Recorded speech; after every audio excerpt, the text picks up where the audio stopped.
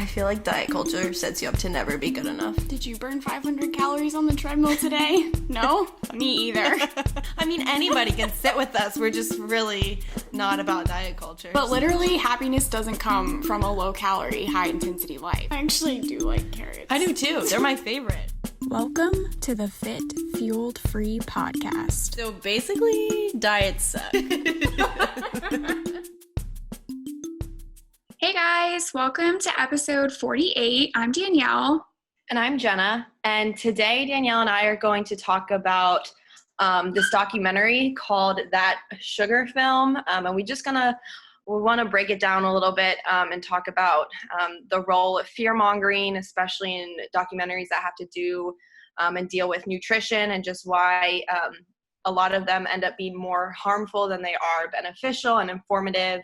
And we just gonna give our stances on it and just kind of say, you know, why you can't simply believe all of the facts that documentaries present you with when you watch them. Yeah.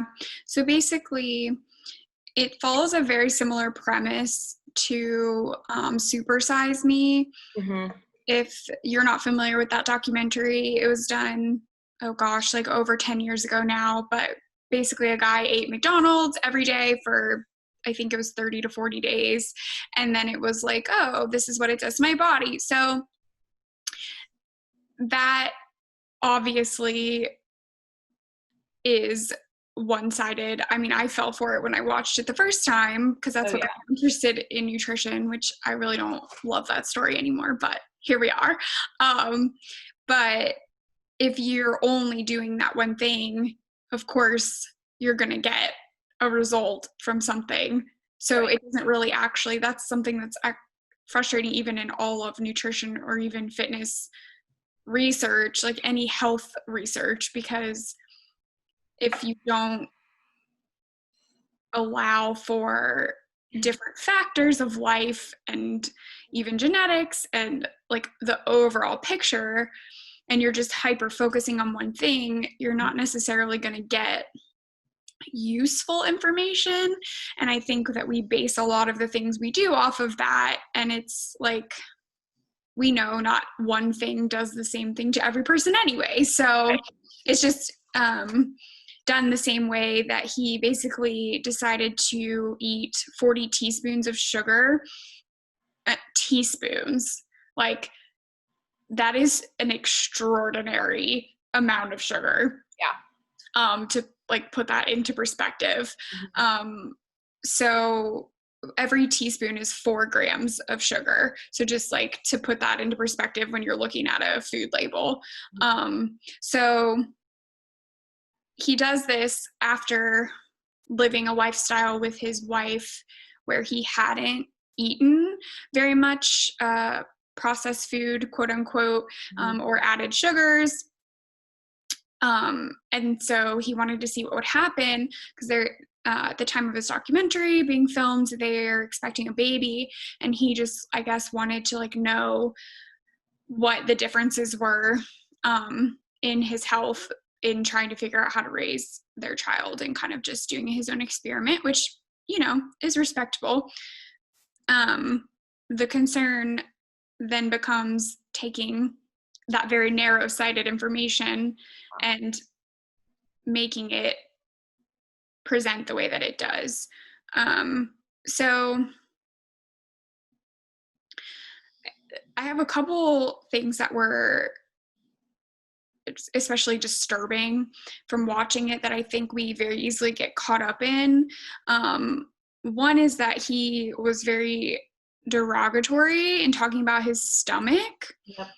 So he's a very thin, he's Australian, a very thin white male, and he didn't have any noticeable fat on his stomach in starting this experiment, but he like just keeps like patting it and touching it, and it's the center of everyone's focus when he talks to his wife to show her progress updates, because he travels throughout this. When he's talking to his doctor, like anybody, they're hyper focusing on his belly. Yep. And I just think like the information that we know about stigmatizing people that message is literally saying, if you have a belly, you're bad, which we did not need another documentary to tell people this message that's already problematic and we're trying to fight for or fight against. And then if you have a belly and you eat sugar, you have a belly because you ate sugar, and therefore sugar is bad, and you're also bad if you consume that food. And then it's like, what more of a point do you have to make to literally cause people to run away in sheer panic and hate themselves if their body doesn't look like it's supposed to, quote unquote. So that was like the most alarming part throughout the entire thing for me. It was just that session. And if you are to put into perspective too, different body sizes, he's still a very thin male. Yeah.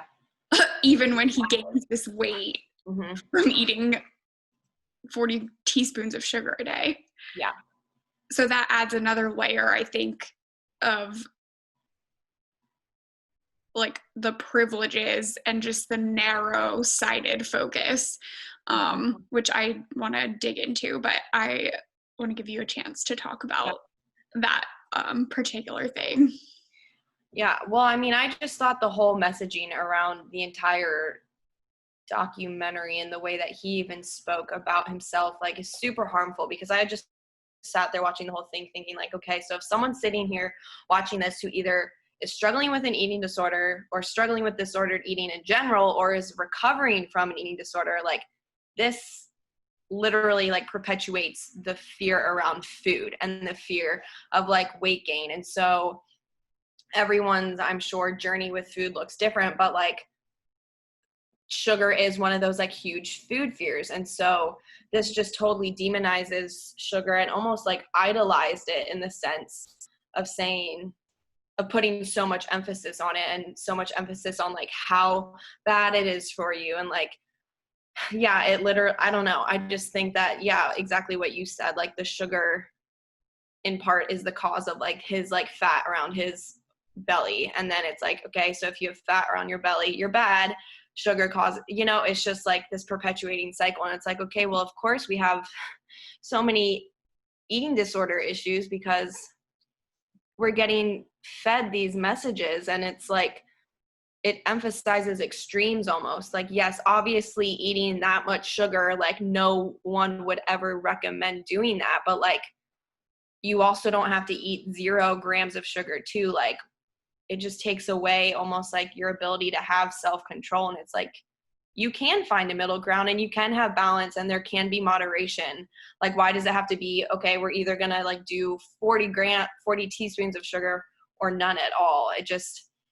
It's like, no wonder people have issues with like extremes and like restricting and then binging. It's like the way to live in the middle ground, but it's like, we never focus on that. And I don't know. Yeah, no. And I think that's where being intuitive with nutrition gets such a bad rap, because technically I'm not going to demonize anybody if they eat 40 teaspoons of sugar a day. But based on his experience, not even thinking about his blood work or weight or anything, but just his noted like lethargy or lethargy, he didn't feel good because he was having what seemed to be a lot of ups and downs in his blood sugar. He wasn't eating a lot of other things that would, if you ate in combination with sugar, would stabilize your blood sugar. So that's one thing that's important to note. And we can also dive into. But if you give yourself permission to do something and then you get some kind of like, oh, well, I don't feel like my focus is as great, or my sleep is suffering, or I'm feeling starving hungry in an hour, like that's a good indicator. Okay, what can we tweak for you to help you to feel physically better? And that's such a big thing with coming back to your body. So in this instance, he's saying sugar does all this stuff to you, but he's not honoring his body. He's doing an experiment to prove a point, but it's taken so far that it's like, I think we just have to be careful not to say that you don't have the ability to regulate yourself. And moderation is such a tricky thing to describe, but I think that's what you find for yourself. It just is going to probably look a little bit different for every single person. Yeah.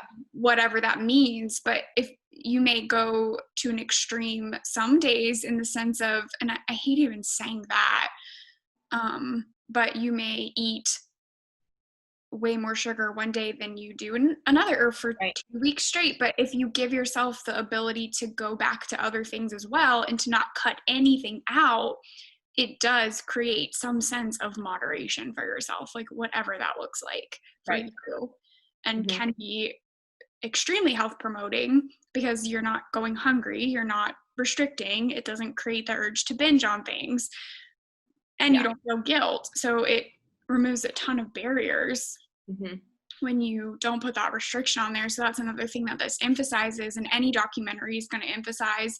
If they're trying to demonize something, they don't want you to have it at all, because they're basically saying, look what happens if that's all you eat. But that's so, I just think that's a poor argument. Yeah, I agree. So I'm not 100% sure if 40 teaspoons was the average intake that they were guesstimating for Australians. I didn't catch that in there, but I mean, that could be the case. So that might be where that came from. Did you happen to catch that at all, or know if that's where? I just think they said they were going to make him eat like the average amount of what a normal person you typically would take daily throughout their food, like their food choices and what they were consuming and stuff, which also seems incredibly exaggerated to me, but I don't know. So I just Googled that, and health.gov.australia says that it was reported from 2011 to 2012 that Australians consumed an average of 105 grams of sugar per day, which half of that was free sugar, which would be 14 teaspoons. So even if you doubled that, still doesn't equal 40. And that's saying that that's the added sugars. He only ate stuff that was added sugar. Right. Yeah. He didn't include natural sugar. Even though, like, in juice, he considered that to be added because there was no fiber, but technically that isn't correct. They specifically stated in that documentary that when you take juice from a fruit, you're not getting any benefit from it. And that's not true, because you still get nutrients. You just don't get fiber. So that was blown, like, very out of proportion. Yeah. Fiber is very beneficial, but, like, you can't just... I mean, you can do whatever you want, but you are being kind of unethical if you make a statement like that and you don't give the other piece of the puzzle. And now people are trusting you because they're watching your belly grow and they're terrified. And doctors and dietitians get on board and they're saying, oh yeah, like, oh, how could you do this to yourself? It's like, oh my gosh, like, come on. He's not shooting up heroin. Right. So...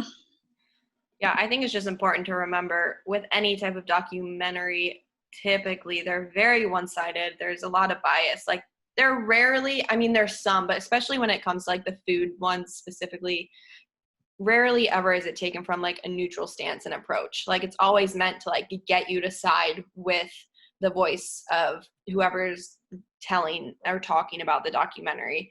And it like almost, like I was saying earlier, it almost like idolizes one side or like one way to do things. Like, even towards the end of the documentary, they made a statement of like, sugar evokes love. And I was like, okay, like, how exaggerated are we gonna get here? Like, I don't even know how realistic that is, but it was almost like they were like grasping for whatever they could to prove that like sugar is bad. And it was like a picture of a woman like eating a bowl of ice cream and watching TV, and it was just like, yeah. And I was just like, okay, like, we gotta bring ourselves back to reality here and Right. step away and think realistically, like, and just remind ourselves, like, okay, it's just like one person or a handful of people's opinions. Like, just because that's like what they think doesn't necessarily mean that it's true. But yet there's so many people who jump on the bandwagons of these nutrition documentaries, and it totally turns their world upside down and creates fear and wreaks havoc. And Right. yeah.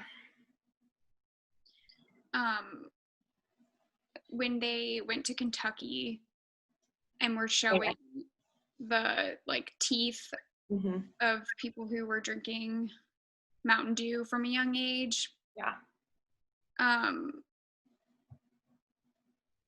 That like really got under my skin, because it's not really fair to exploit health disparities to create fear Mm-hmm. for a target audience who probably doesn't have those health disparities. So you're basically making people who consume excessive, quote unquote, amounts of sugar to look stupid. Yeah. They don't have the ability to take care of themselves. But what else are we not seeing? Because I do not mean this in a judgmental way. I'm not sure it's going to come out not sounding judgy. But if you're giving a child Mountain Dew in a baby bottle, what else is going on in your life, or what else have you not been like taught about? Because clearly, I'm not saying I do not agree that kids shouldn't be allowed to ever have soda. I think creating restrictive patterns from a young age is going to cause an exponential increase in food fear as they age, and that's been shown to happen, and I've seen it happen to people over and over. So I'm not going to demonize soda either, but there's a lot of concern for if you put sugary substances in bottles when kids have teeth, Mm-hmm. it is going to cause them to rot. Yeah. And so what's going on with that mama who is just giving her baby high amounts of caffeine and sugar in a bottle? Like, it's something more. I feel like there has to be something else going on there. Mm-hmm. And whether it's lack of education, which it is likely to be the case, or it's like who knows, maybe she's working 2 jobs and her kid is like off the chain and she just needs a freaking break, so she gives him a bottle of Mountain Dew. I'm not saying that's like a beneficial thing to do, but I think we are so harsh to judge people for making poor parenting decisions. We're not even like looking at, okay, what does this person actually need? They don't need to be publicly shamed for doing something, because I doubt, I'm not saying child neglect is not a thing, but I doubt that they were like, oh, let me give my kid cavities. Right. It's definitely a problem. And awareness of drinking large amounts of Mountain Dew. My bigger concern is, okay, yes, what happens to your cavities? And if you don't have the access to proper dental care, then what happens to you? And then if you don't have teeth, like that poor kid they showed that was in his teens and had to get a bunch of his teeth pulled out, then if you don't have access to be able to get that fixed, that's going to affect your self-confidence, but more importantly, it's going to affect your nutrition status, because teeth are there to help you chew things. And so it's going to create such larger problems, but to use that to create fear, I don't know, it just makes me really sad. And I used to buy into that stuff, but I just think it's not fair to use that. Like, the money put into a documentary like that, in my opinion, would have been better used to go into a community like that and donate it to a cause that was actually helping them.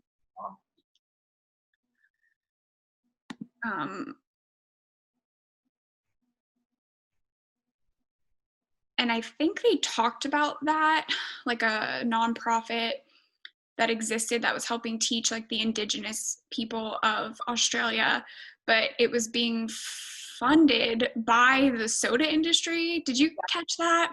Mm-hmm. And then they cut the funding or something because I think they realized if they were going to educate people on sugar intake, of course, you can't continue to educate on that because it's going to get in the way of your product. Yeah. Well, I mean, yeah. So, and to the other side of things, we've seen the videos and we know about the sugar, like we know the videos of Coke breaking down things and all of that. But sometimes when you have an upset stomach, drinking soda can make you feel better. It can be something to enjoy with others, just like alcoholic beverages are that don't ever seem to be demonized as much as sugar, which drives me up the wall. Because culturally we're accepting that as being appropriate, but sugar intake is horrendous.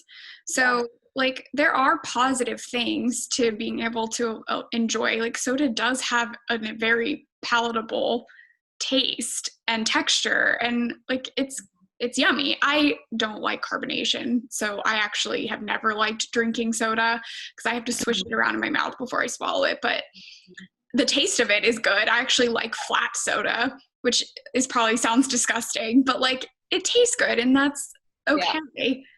Yeah. To like the taste of something. So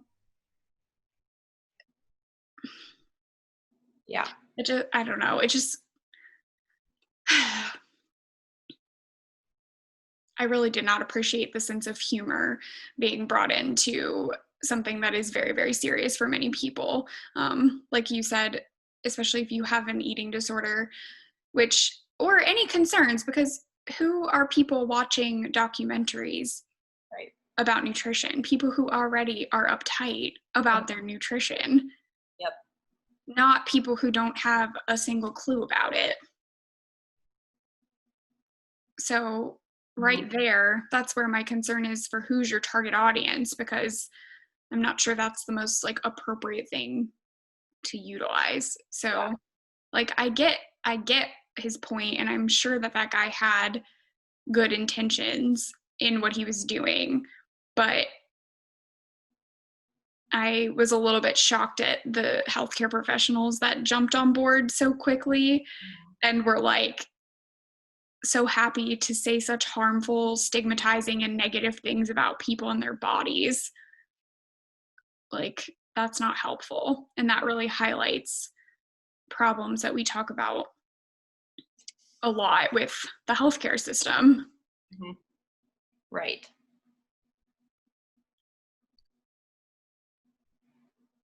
And they didn't one time mention weight stigma, because I bet you nobody on that documentary knows about weight stigma. No. Because all they did, like, they even showed a bunch of a couple scenes where they would, like, someone who wasn't even, like, part of the documentary, but just someone walking by while they were talking about, like, how bad sugar is for you, and it would be someone in a larger body. Yeah. You know? And it's like, I don't know. It's just an unfair judgment. Because you have no idea what you don't have any idea what that person's diet looks like. Right, exactly. That's a very unfair judgment to make about people. I don't know. And then talking about kind of what you said about like how it evokes love and things like that, like just talking about how it affects your brain.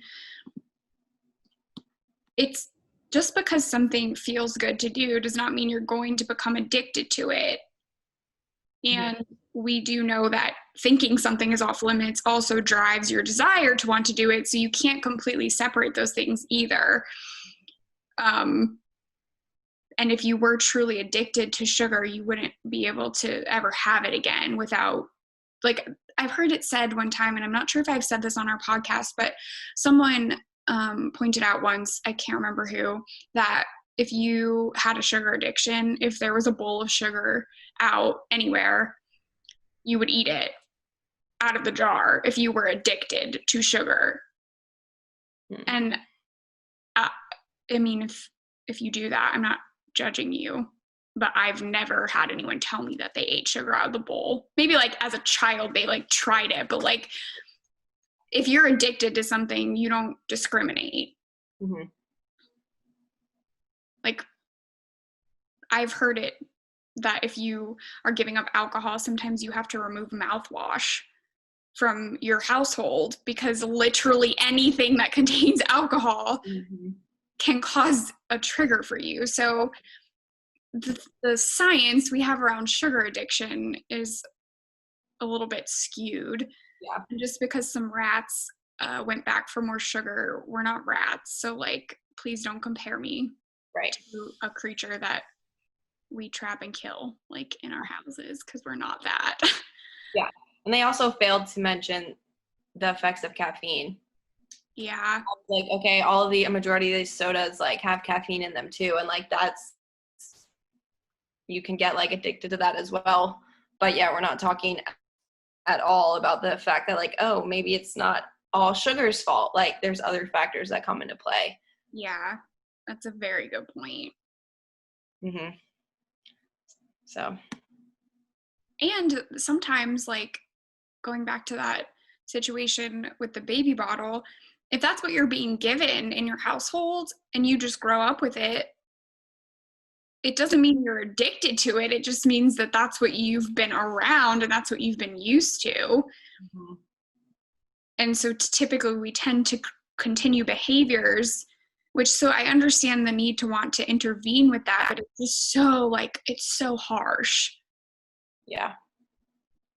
I remember in WIC, we did these displays where you like put out sugar cubes in front of the different beverages to show people, and then you were supposed to sign a pledge that you would drink less sugary beverages. And I'm just like, that makes me feel physically uncomfortable thinking about that I partook in something like that.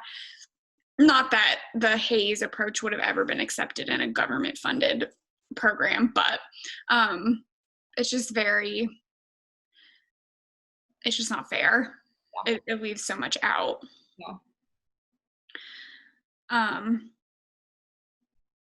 Yeah, so I think like those are my main points on this specific one.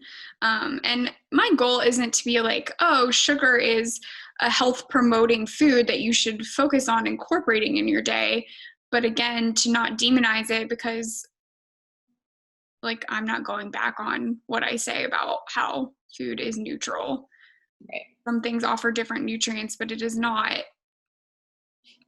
wrong to eat sugar. And also any one thing in a large quantity can be detrimental, just like water, the thing that we obsess about getting enough of. If you drink too much at one time, you will die. So it's about context. So there are some very terrifying documentaries floating around, but I just really urge anyone who's watching them to question what you're seeing, and then maybe do some, like, you could even start with Googling myths around this documentary, because typically you'll have found a healthcare professional that's like written that out to help debunk some of the one-sided parts of the argument that weren't addressed. And then also just keeping in mind, just because someone else said that's what you're supposed to do doesn't mean you have to just go follow that without like questioning your intentions, which is why me and Jenna always are like, hey, these are offerings, these are suggestions, but like never, ever, ever are we like, you must do this, because that's not our business to tell you that. Mm-hmm. And so I guess a documentary could be perceived as the same thing, but I don't think so. And even as a dietitian who is very much into anti-diet, intuitive eating, health at every size, I got scared when I watched that, to be honest. And it took me a day or two to be like, wait a second. Mm-hmm. You know all of the things that you know that I've just shared on here and we've talked about, but it stirs something up in me when I watch these things other than anger, that I'm like, oh, like, am I being too, am I giving too much leeway to people? Am I not actually promoting health? Because the way that they go in on this stuff is like, so if that shakes my ground that I walk on in something that I like live and breathe, someone who hasn't done that work to question the problems with our diet culture and our overall culture, and the health disparities that very evidently are at play, especially in this documentary, and actually in all documentaries, they like to highlight the health disparities, but then they use it to blame the thing that they're mad about, not our overall society, which is sickening. But yeah, like, it's normal to be scared about this stuff, but we have to question the reality and the basis of it, and if it even actually is causing anything negative to happen to you. Because just because you heard about it doesn't mean that that's what you're doing, just because they talk about it as if that's what everyone, he shows up in America and is like, oh, it's so easy, blah, blah, blah. And it's like, but it's also like easy to not eat 40 teaspoons of sugar a day. So yeah, this stuff makes me mad. Like, I get physically hot talking about these things. It's just so out of control. Yeah. But I guess I'm glad for documentaries, because had I not watched Super Size Me, I probably wouldn't have become a dietitian and wouldn't have gotten to learn all the things that we have and like get to speak on the opposite end of it. Yeah. So I guess it served that one purpose for me. But otherwise, it just is a point of anger now. Yeah. Did you catch on to the fact that he said he was doing 20 minutes of physical activity a day? What is your take on that particular detail based on like his lifestyle and like everything he was promoting? Yeah. I mean, technically, like, we recommend doing, at least 25 to 30, I think it is, minutes of activity daily.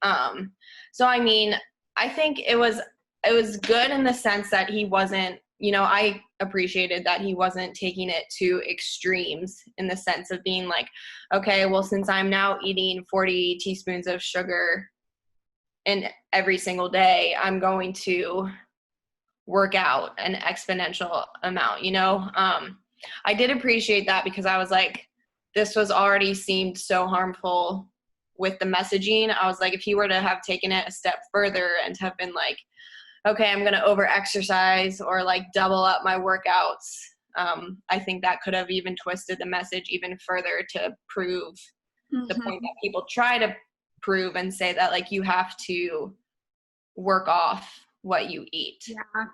Yeah. But at the same time, it's kind of like, I don't know. The fact that his body did change, it's kind of like, well, maybe you are still taking, like, you are still, I don't know, because I was like, the fact that your body did change, are you still being too obsessive with making sure that you're working out every single day? Because if you're, if like you change one thing in your diet and you're seeing physical changes, I mean, granted, like, yes, we know that if you overindulge in something all of the time, yeah, you're going to see changes in your body if it's not what your body, like what you're doing, every day. But Right. to see, I was like, well, there's still that fine line of like, maybe your body, you're still doing too much for your body. Oh, okay. Does that make like my? Yeah. No, I'm glad you said that, because I hadn't even thought about that, about how like good it was that he wasn't going ham. My worry was that if he said his calories were the same, he changed his macros, and I I don't believe that he just changed eating more sugar and gained the amount of weight that he stated he gained. So it makes me think he stopped exercising as much as he had been before he changed his nutrition. And I feel like he did that to allow, but because he never said how much exercise he was doing before. And so that's the part I'm like, that's such a crucial detail for an experiment. If you're going to tell us what you did during, what were you doing before? Right. So like, what was the change there? And I wish like I knew the answer to that, because I feel like that is something just doesn't make sense about it. Mm-hmm. And for someone who doesn't allow any added sugar in their day, I almost don't believe that you only work out for 20 minutes a day. And I'm not encouraging anything differently. And that might be I might be biased in that, or I might be judging, but typically someone that's that harsh. Right. You would have more strict rules in everything. Yeah. So I kind of was like, did you do that because you purposely wanted to decrease your expenditure so that you would gain weight to make sugar look bad? Yeah. And the fact that he gained it in his belly, like, that doesn't mean that it was because of the sugar, because some people, you gain weight in different places. Yeah. Some people don't have bellies. They have their thighs and their butt are going to gain weight. Or like, you can't pick and choose where it goes. So that just had me like wondering, but I'm glad you said that though, because that was good that I feel like it was kind of like a back, like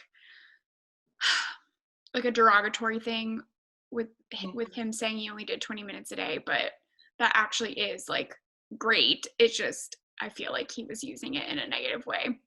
Right. But I like that you saw the positives out of that. Yeah. I mean, I don't know.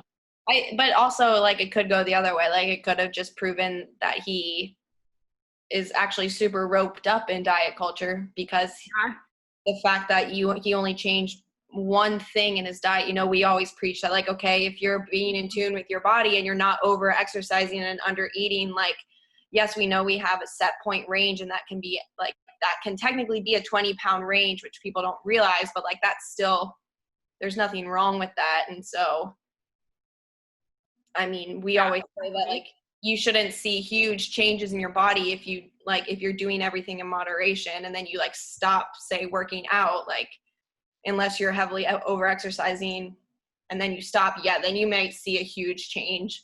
But like in the grand scheme of things, if you're, if you're in tune with your body and really not overdoing it on either side, then like you're going to stay relatively, there might be some fluctuation, but for the most part, you should be somewhat steady. And the fact that he wasn't, it was like, okay, well, you might have been super wrapped up in diet culture and severely under eating and like really over exercising, because he did state like his that's a good point. He did say like how much he was eating on a daily basis, which was, I think it was like 2,300 calories. Mm-hmm. And maybe he's not super active, but like I was like, I mean, that's not super high for a male who's active. No. At all. That might be on the lower, I don't know. It might be on the more lower side for a male. I don't remember how like tall he was either. Right. I mean, yes. It's not a lot. Mm-hmm. So he may not have been the best subject for the documentary in general. Yeah, but true. I feel like if you aren't like super wrapped up in that, you wouldn't even want to make a point that way. Mm-hmm. Right. But like, I wonder, and again, like, I'm not trying to be judgmental. I feel like it's so hard to talk about that, because when you find that freedom to not have to punish yourself constantly with food and exercise, you get something to your life that you were missing. And I have not met a single person who has done that work and not found sometimes they find that benefit to be often that it's so rewarding that they don't even care if their body changes, which in our culture, that must be a pretty astounding feeling, right? If you're willing to give up what culture tells you to look like because you are free. Yeah. Like, if you aren't of that harsh mindset, you wouldn't approach, like, we wouldn't approach the topic that way. And we're anti-diet culture. So I think, like, I don't even know how that documentary could be done. What I would really like to see is, you know, you allowed yourself to eat as much sugar as you want. How much do you want to eat? How long do you want to eat that? And then what happens to you then? Like, because that would be like a proof of how intuitive eating can be healing and help you find balance. That would be a more, I think, useful experiment. But you would have to do that with somebody who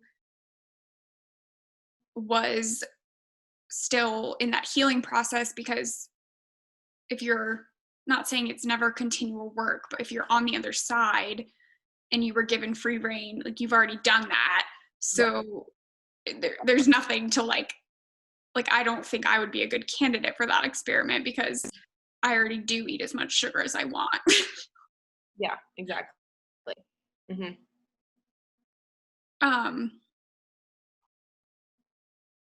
But yeah. What was I going to say? Oh, one other thing I wanted to talk about too in demonizing added sugars is that when we're putting on our like athletics hat, so like I typically refer to an athlete as someone who works out 5 days a week, like an active person. You live an active lifestyle and you purposefully consume food to fuel your body for athletics. So that's kind of like, in my head, that's what I'm referring to. If you need quick sugars to utilize that for purposeful movement, no one is mad at you for doing that. Now, I know some people don't want to consume that kind of thing, but it actually like works, like it helps you. So if the context changes and then it becomes a bad thing, that always makes me think, okay, well, is it actually ever bad? Because if it can be good in this situation, how come it's wrong if you do it this way? And that usually, if that's the case, like, I don't know, I think we just spin things however we want them to be to fit our ideal. I saw this quote on Instagram, and I need to get better at remembering people's names. I'm so bad about, I get inundated with things and I don't know where I heard them. But they were saying, like, we shouldn't even just call things the thin privilege. We should call the thin ideal. We should call it the white ideal, because really it's white people who dictated what the bodies were supposed to look like in the first place. And I was like, dang, like that really hit the nail on the head. Yep. And that's just like, when I read that, I was like, this whole entire documentary is exactly what that is. Yep, absolutely. The only non-white person that was pictured, I believe, were the indigenous people of Australia. Yep. And then they were saying that they were going to die because of the inundation of sugar. Mm-hmm. Which I think must be exaggerated. Yeah, I would assume so. Because they were talking about the premature deaths, and I was like, "You're blank." Okay, so you mean all those graves are because of sugar? Right. All right. Yeah. It's irritating. Yeah. Do you have any other thoughts? I don't think so. I touched on almost everything, like my notes. No,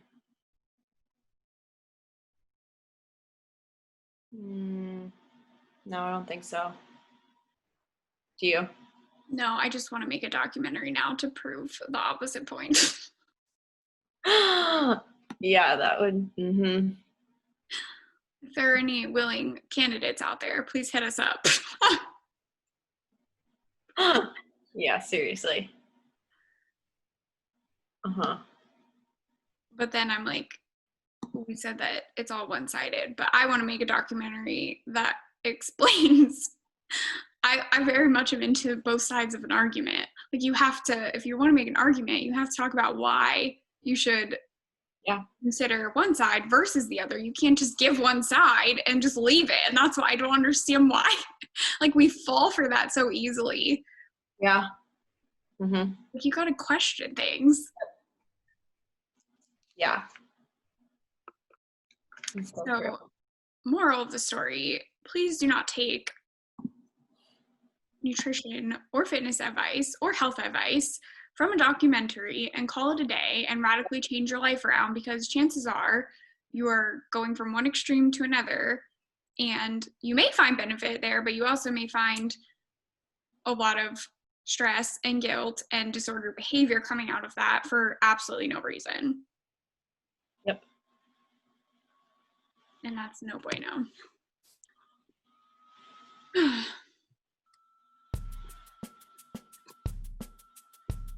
Well, should we wrap up? Yeah. Okay. I don't have anything else to add. Okay.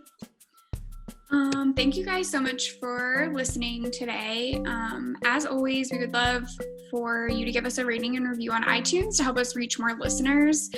You can follow us on our joint Instagram account at FitFueledFree. My personal page is dmarliaL, and Jenna's is JenFit. And you can email us with any questions, comments, concerns, fitfueledfree@gmail.com. We will look forward to talking to you guys next week. Have a great day. Bye, guys.